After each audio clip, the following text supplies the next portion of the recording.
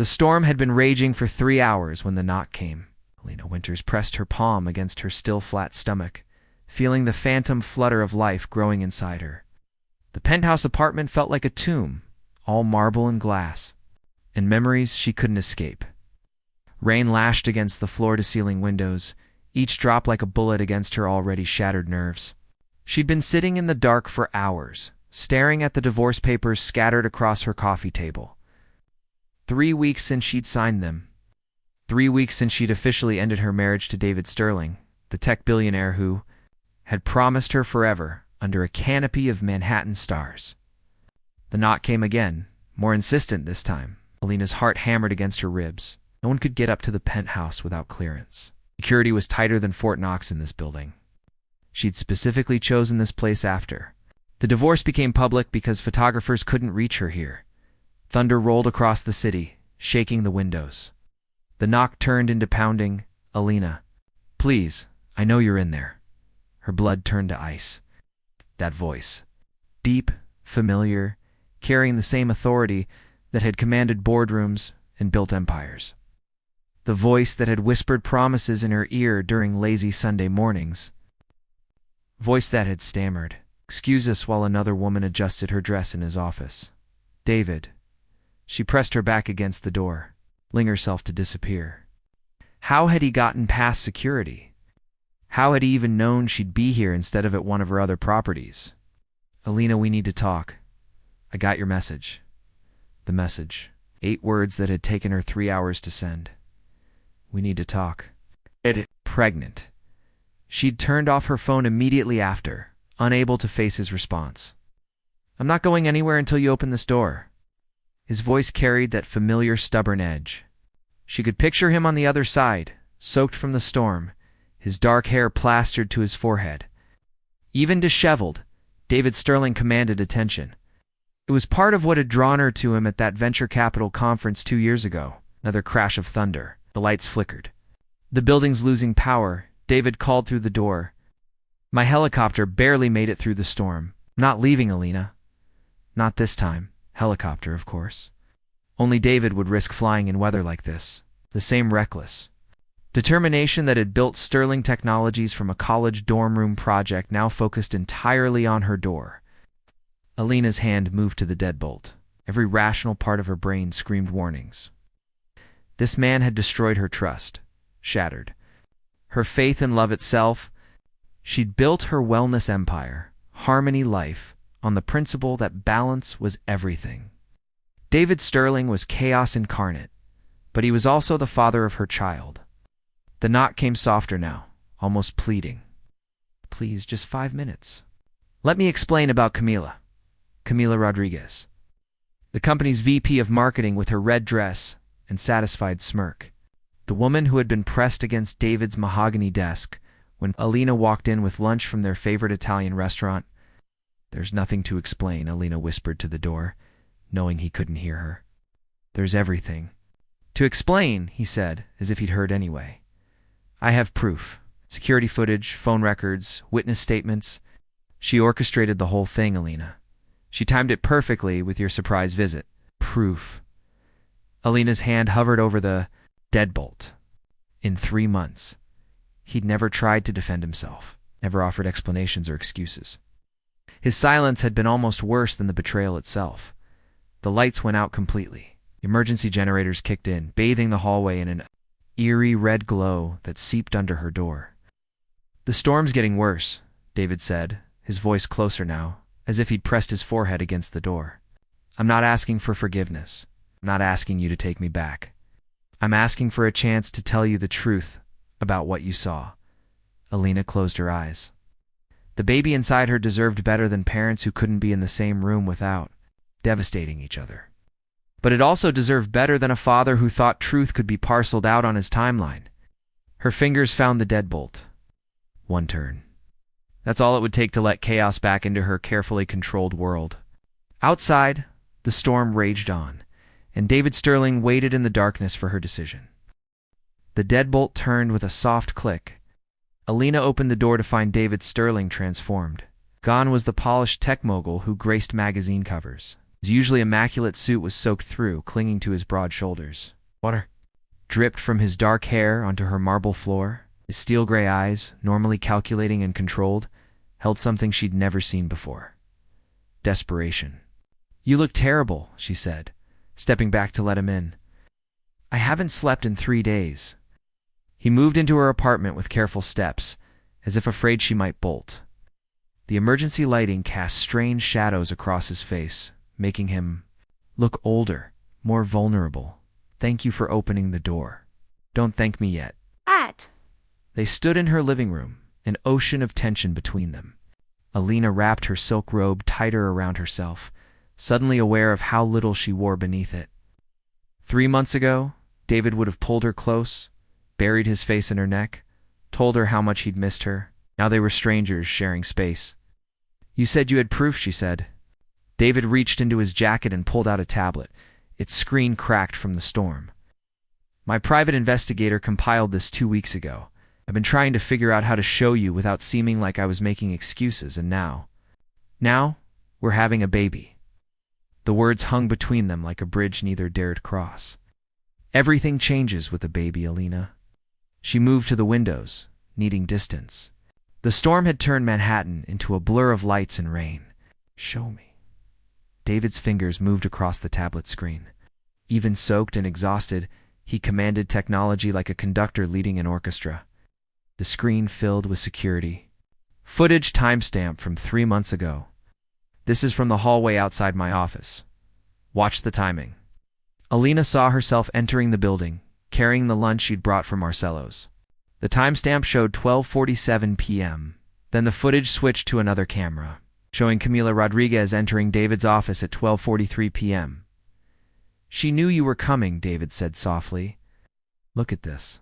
The next video showed Camila in the elevator, checking her reflection, adjusting her red dress.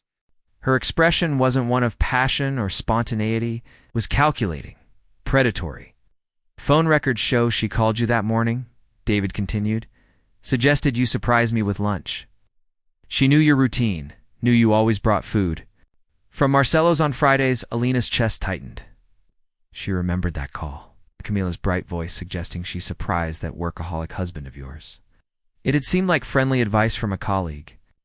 "More footage," David said. Advancing the video, this one showed the moments before Alina's arrival. Camila approaching David at his desk, initiating contact while he was focused on his computer screen.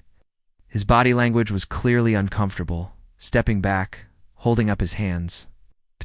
But the angle that mattered, the one visible from the doorway where Alina had stood, told a different story.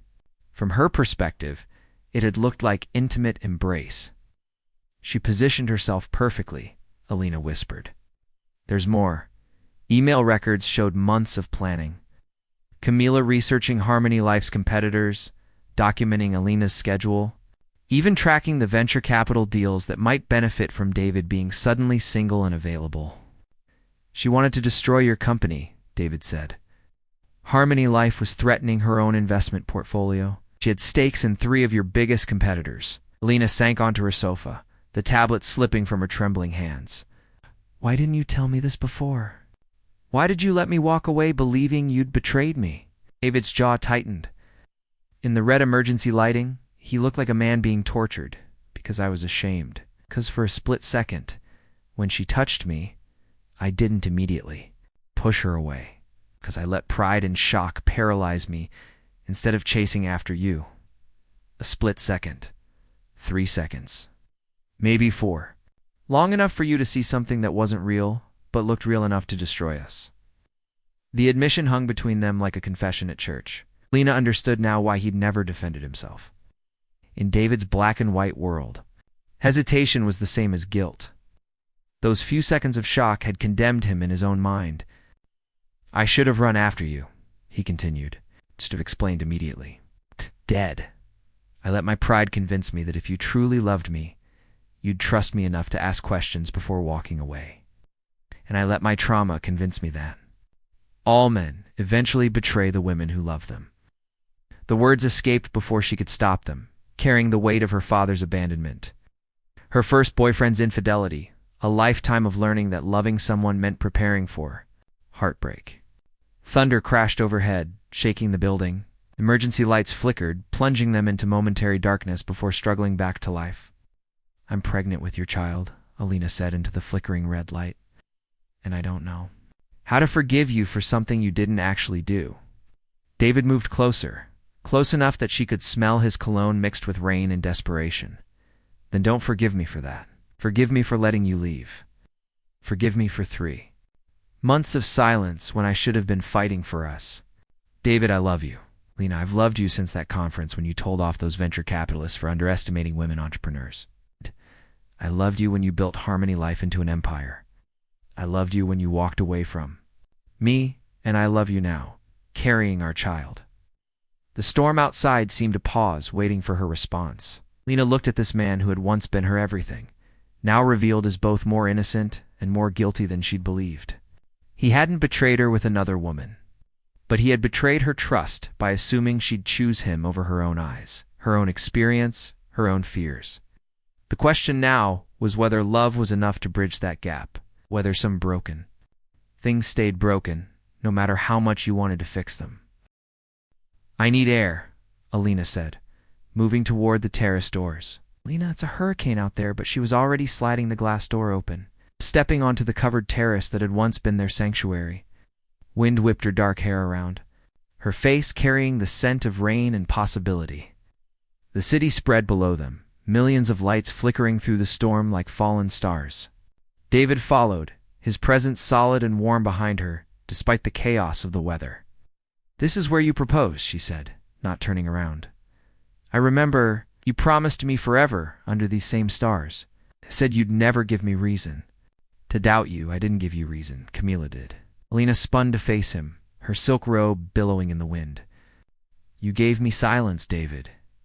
3 months of silence. That's not the same as innocence." His face was illuminated by lightning, revealing something raw and unguarded.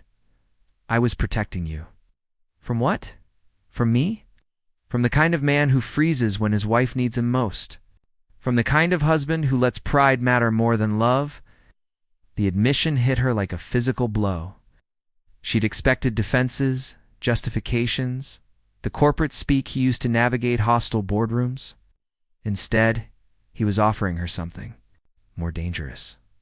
Honesty. "The baby changes everything," she said, her hand moving unconsciously to her stomach. "Does it? You're going to be a father, David. Our child deserves parents who can trust each other. And do you think we can learn to do that again?" Thunder rolled across Manhattan, giving her time to think.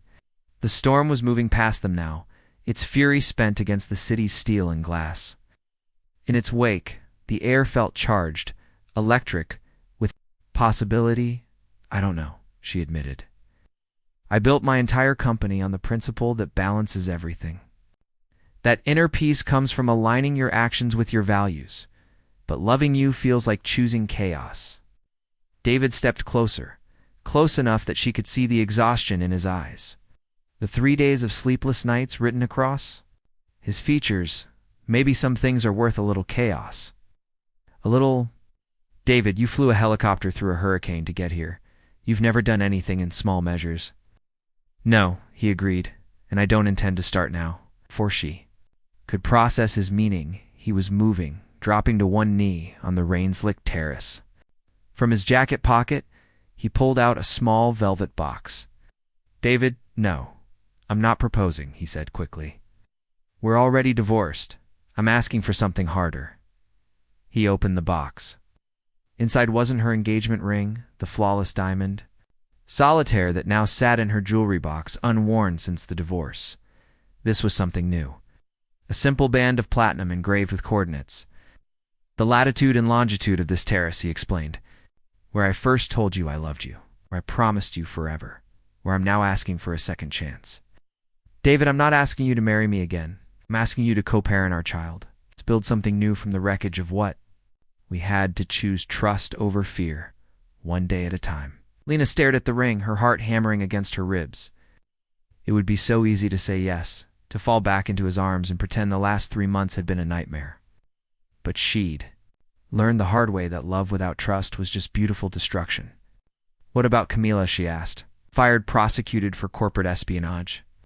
Her scheme collapsed the moment my investigator started digging. In your company. Sterling Technologies can't afford the distraction of personal drama. David's smile was sharp as broken glass. Let me worry about my company. You worry about whether you can forgive me for being human? The words hung between them like a challenge. Alina looked out over the city, thinking about the millions of people below making their own impossible choices. Her phone buzzed inside the apartment, probably Rosa, her best friend, checking on her again. Or her assistant with another crisis. At Harmony Life, her carefully controlled life was waiting for her, balanced and predictable and safe. But safe hadn't prepared her for loving David Sterling. Safe hadn't prepared her for creating life with a man who flew through hurricanes too.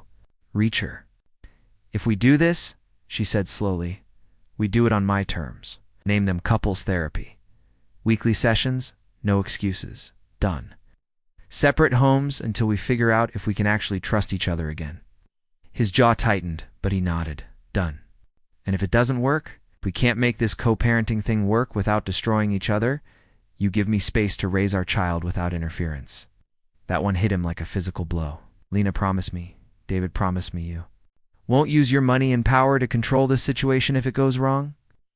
The silence stretched between them, filled only by the wind and the distant sound of traffic far below. Finally, David Sterling, the man who had built an empire by never backing down, nodded his surrender. I promise. Alina took the ring from the box. It was warm from his hands, solid and real in a way that felt both terrifying and right. She slipped it onto her right hand, not her left. Promise, not a wedding band. This doesn't mean I forgive you yet, she said. I know. This doesn't mean we're getting back together. I know. This just means I'm willing to try. David rose from his knees, water still dripping from his hair. In the aftermath of the storm, he looked less like a tech mogul and more like a man who had risked everything for one more chance. That's all I'm asking for, he said.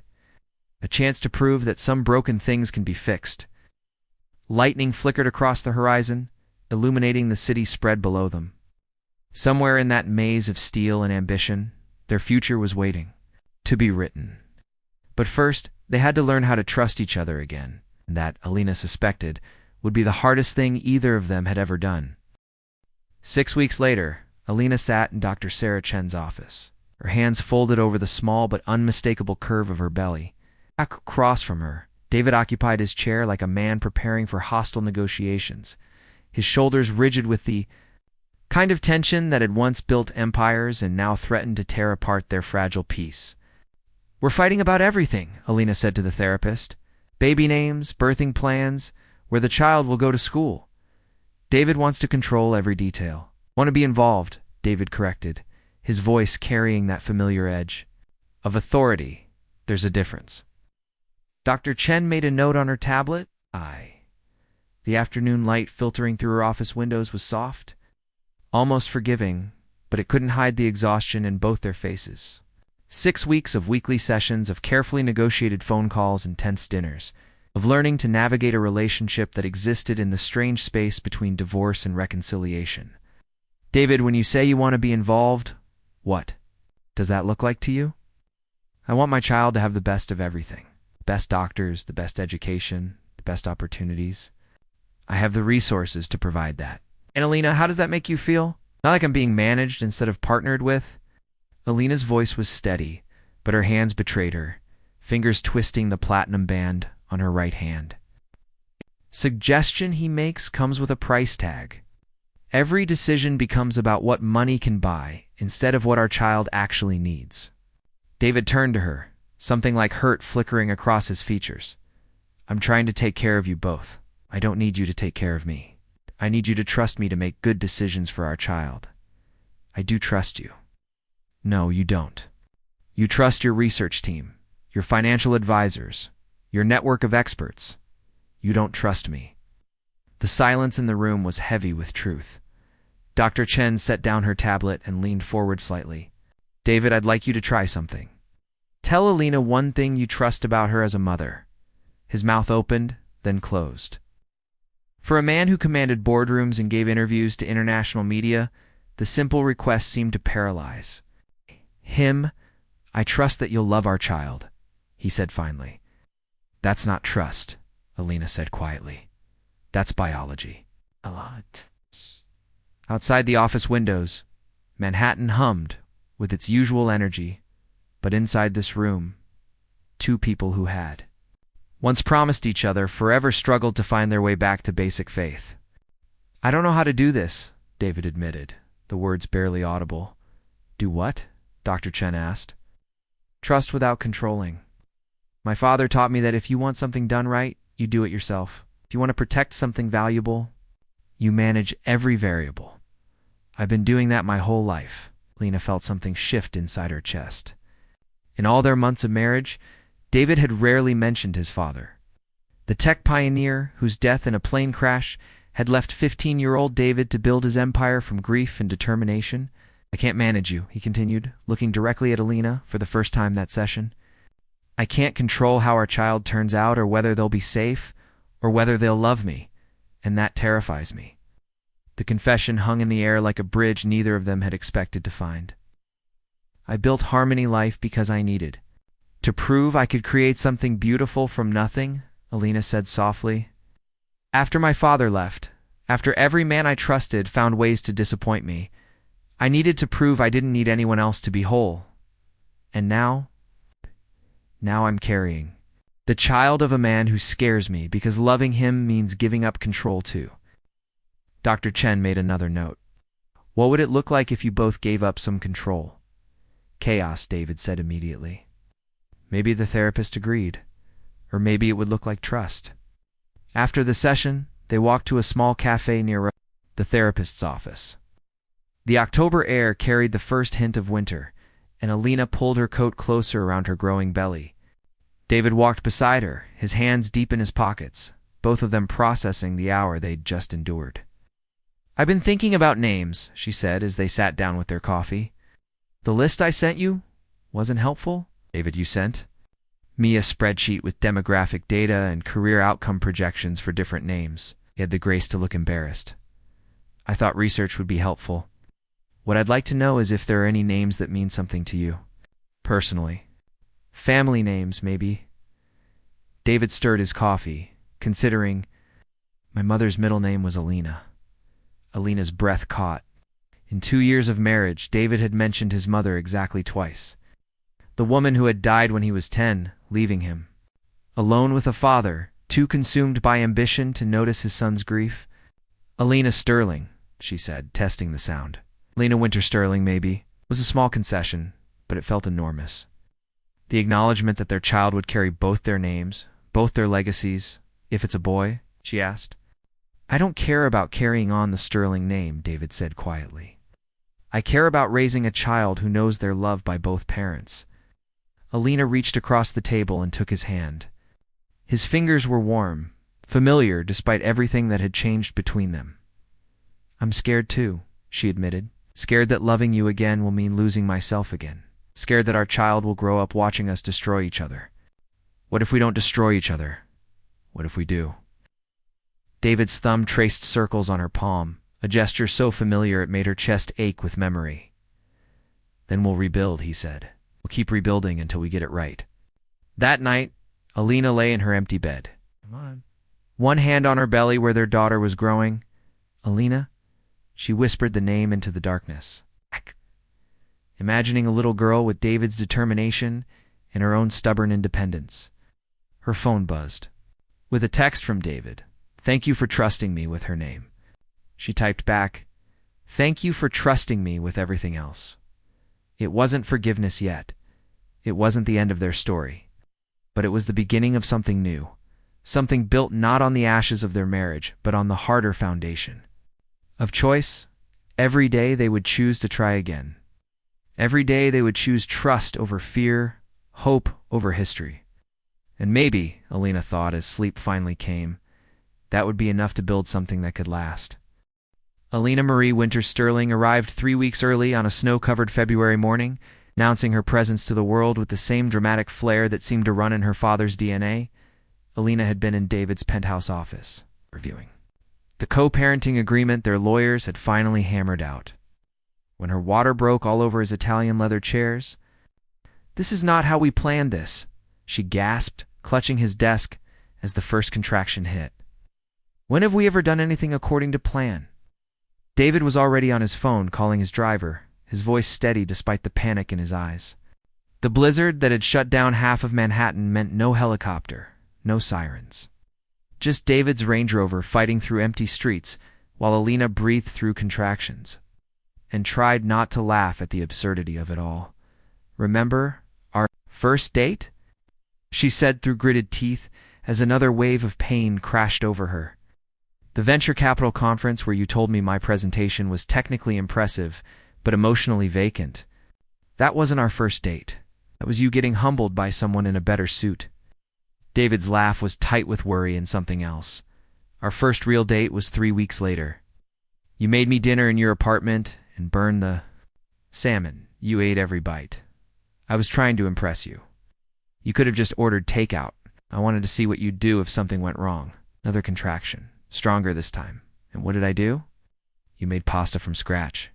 While cursing in 3 languages and telling me that perfection was overrated anyway. Good thing you learned that lesson." They reached the hospital as Alina decided she was done waiting.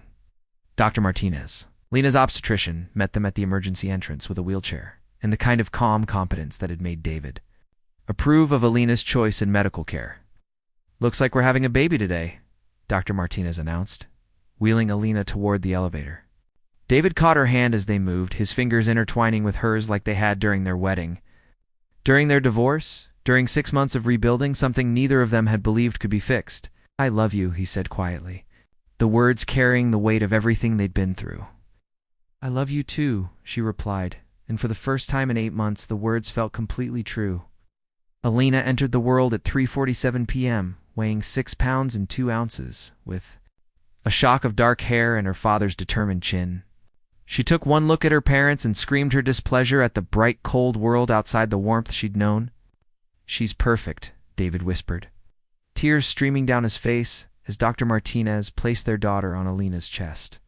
"She's loud." Alina laughed, exhausted and exhilarated, and more in love than she'd ever imagined possible. Alina's tiny fist wrapped around David's finger with surprising strength, and something in his expression shifted. The careful control he'd maintained through months of therapy, through legal negotiations and carefully scheduled dinners, crumbled completely. "Hello, little warrior," he murmured. "I'm your father, and I promise you'll never doubt that you're loved." 2 hours later, Alina woke from a brief nap to find David in the chair beside her hospital bed, Alina sleeping peacefully in his arms. Snow was still falling outside the window, turning Manhattan into something soft and magical. "She likes you," Alina observed. "She tolerates me. There's a difference." "David." He looked up, and she saw something new in his eyes. The same love she'd fallen for 2 years ago, but tempered now with hard-won wisdom. "I want to ask you something," he said. "If it involves spreadsheets or market research, the answer is no. It involves this." He shifted Alina carefully to one arm and reached into his jacket pocket, pulling out a familiar velvet box. But when he opened it, the ring inside wasn't the coordinates band she wore on her right hand. It was her original engagement ring, the flawless solitaire she'd returned with the divorce papers. "David, I'm not asking you to marry me again. Not yet. I'm asking if you'll consider it.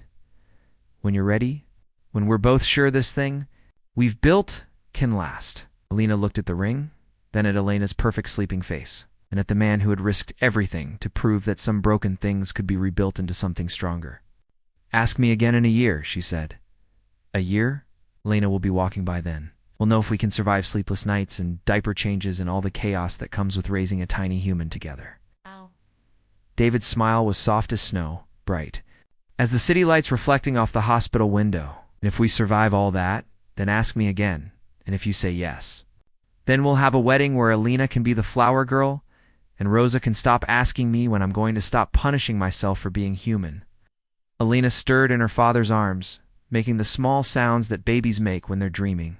David pressed a gentle kiss to her forehead, then looked back at Alina with everything he felt written across his face. "I can wait a year. Can you? No spreadsheets about optimal timing for second weddings. No market research on remarriage success rates? I'll try to restrain myself. Outside, the snow continued to fall, blanketing the city in fresh possibility. Inside the warm hospital room, three people who had found each other across the wreckage of broken trust began the work of building something new. It wouldn't be perfect. It would still fight about organic baby food and preschool applications. David would still try to solve problems with money and research. Alina would still struggle with trusting her heart over her history. But they would choose each other, again and again, through sleepless nights and first steps, and all the beautiful chaos that comes with love that's been tested and rebuilt and tested again. Alina Marie Wintersterling slept peacefully in her father's arms, unaware that she was the bridge between two people who had learned that the best kind of forever isn't promised once under starlight. It's chosen fresh every morning, one imperfect. Day at a time. Asterisk, what happens when the man who destroyed your trust comes back, carrying proof of his innocence? This isn't just another billionaire romance. It's a story about the courage it takes to trust again when love has left you shattered. It's about choosing hope over history, forgiveness over fear, and building something new from the ashes of what was lost. Let me know in the comments. Could you forgive someone for something they didn't actually do? What would it take to rebuild trust after betrayal? Subscribe for more heart-stopping stories that explore the messy, beautiful reality of love that survives the impossible. Don't forget to like if this story gave you all the feels. Subscribe for more emotional roller coasters. And hit that notification bell so you never miss a heart-stopping story. The end.